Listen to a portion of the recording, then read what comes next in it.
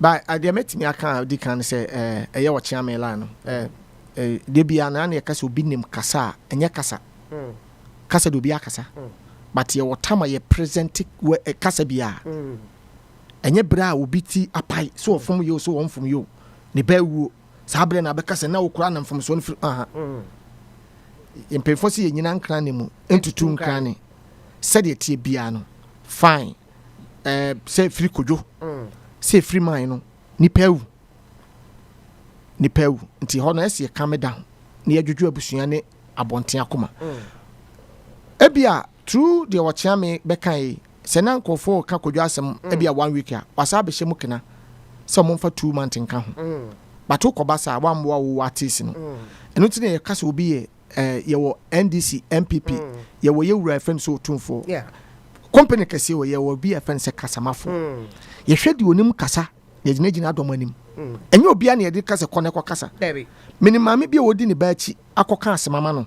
no kodu omo na ye ka asemana na maame sole a efia wo pesa de we sa na ni akosi kwa wale ye ukobo adwama wa maame wo kwa kiri asem no kura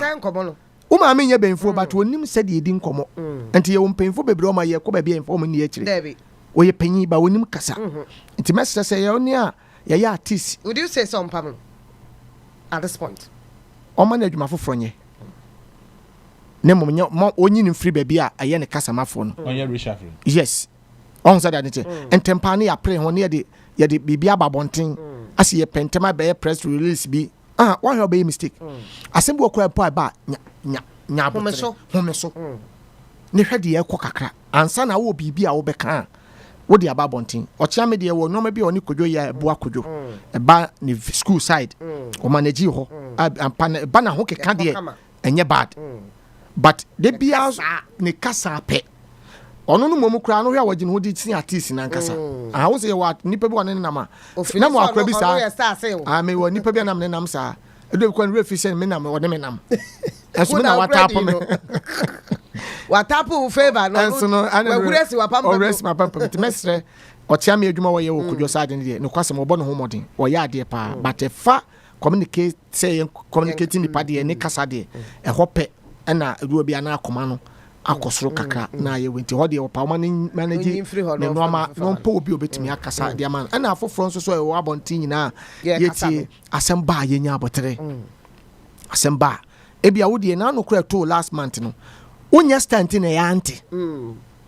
nana de etu obi a etu sa nyina na etu nkofo bibiri but asemba wo de dwene kakra bi na busa ho fa na akɔhye mpabo nim se eye wo anka ba ye den na ye ma comment bi anya se platform no nti na ye ka bibia keke ka bibi me de me ameka se nipa wonim nyansa wo kasem ana wonim nyansa wo kasem obi betima address kama obi betima ko school about degree kama obi na no obi ye lawyer ba wo statistics wo no utin ko person na kasa jimi enkwa obi ye sofo pa utimi so wo dom me ne pastor bi ko hia wo airport na me data Jones Ajimai o statistics wo kasa me otwe no na mka jam data say man onim nyansa eso da doma no ba nyansa pa de oni onti ye oni pa bebe no ebitie obi betima ba e mampanyi ba ne kasa nye efie nyansa woni bi ne de ye book eno ne problem I woni panche nti o kasa na me hu nipa ba wo ye 95.1 FM